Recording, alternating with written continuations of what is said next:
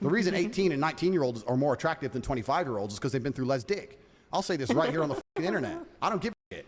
People will sit there and go, oh, you can't say that. Yes, I can. A 19-year-old is more attractive than a 26-year-old woman, and I'll tell you why. I couldn't disagree with him more. Like, the whole, like, inexperienced thing shouldn't be a positive. It just means it's going to be awkward and bad for a long time until I learn what to do. It's just going to be like a starfish for the longest time. Like, I'll pass. I'd rather someone who's like more experienced. Whereas a 19-year-old might have had one guy from high school, just broke up, she's fresh, and I can fucking put my imprint on her and make her a good person, and without her having to go through all that death.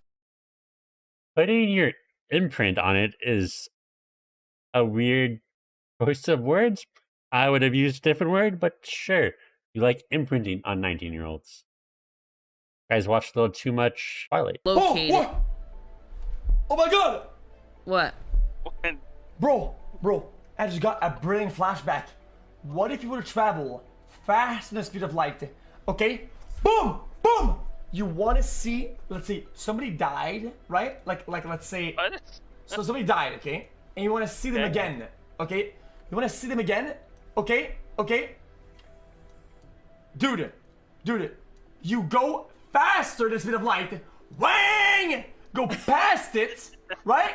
You go somewhere else, you set up camp, then you look back at Earth. Then you see them. They're still alive. I mean, he's not wrong. Like, if you somehow manage to go faster than light, if you look back on Earth, you'll see people who have died still alive. The hard part comes when you have to go faster than light. Good luck with that. But, like, people always say, like, going the speed of light is always, like, the fastest thing. But then, shouldn't we be able to see the edge of the universe? So, like, the universe expanding has to be faster than the speed of light, no? Are you a cam girl? What? No. I stream on Twitch. Oh. I love Twitch. Yeah. So if you didn't hear what he was asking if she's a cam girl. I'm like, this kid sounds like maybe 12 if you're lucky. And it's gotten so bad that now, like, 12-year-olds are able to spot cam girls from across the pool. Because if you check her links, she's definitely more than just a Twitch streamer. And, like, people in the comments were, like, going off on how she lied to that child. And, like, she doesn't owe the child the truth. Like, it really doesn't matter. It isn't incels and kids coming up and just loving what he's saying and they're closet incels. It's not that. The rise of him is directly because of the people that hate him now. When you push the sensitive bullshit, right, where a dude says a chick's ugly and someone ratio quote retweets him and he gets fired from his job. When you push that long enough, obviously that's an extreme example, but you understand. I mean, that's a made-up example, but I understand what he's trying to say. Understand the vibe I'm giving, right? That kind of sensitive, you can't say anything culture, right? When you push that for long enough, the pendulum will swing on the opposite side because people will get sick of it eventually. I don't disagree with him completely. Like, the pendulum swings back and forth all the time. You see it in politics all the time, but I really don't think this is a case of him convincing people now. I think it's a case of him just finding people who agree with him now. Like, it's a lot like what happened with Donald Trump. Like, the reason why Donald Trump won was because everyone was talking about Donald Trump. So he was just constant on people's mind. He was constantly getting press. So he was constantly finding more and more people who agree with him. Like, oh, hey, you can now say this stuff out loud again? All right. And they started doing it. So I don't think it's like him convincing people or like people are fed up with this whole like PC culture. I think it's just people are constantly talking about Andrew Tate, constantly giving it a platform, including myself. And more people are seeing and like, oh, we can now be like openly misogynist again. And like nothing happens. Great. And they do it. I don't think he's like convincing people or like people are so sick of PC that they're not rising up. I think people have always thought this way. And they're now just being vocal about it. It was fun. It was fun. I just, I was like, dang, I can't go to bed now. I really want to go to bed. I was in my pajamas. I immediately changed and got comfortable.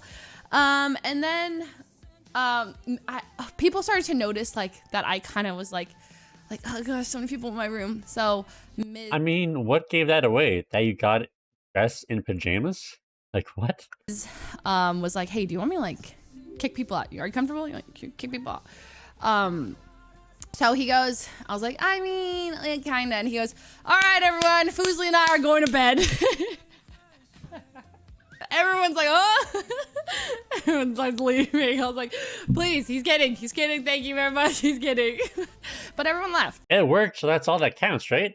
I'm like, what kind of friends sees like the host changing into their pajamas and they don't take that as like some kind of clue that maybe they want to go to bed? Maybe that's just me. I will stand by what I said. I think the Final Fantasy community is way more vitriolic. Like, I've never had more people pressure me to do something than Final Fantasy community.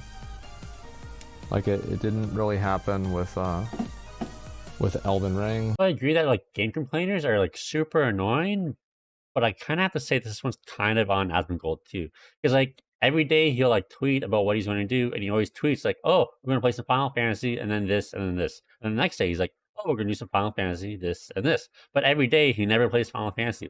So while game complainers are annoying, you can't keep setting the expectation that you're going to play it, and then be surprised when people are upset that you didn't do the thing that you said you're going to do. And I stand by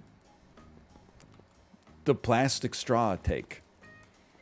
It's bad for the environment, but what people never consider is maybe it's worth it.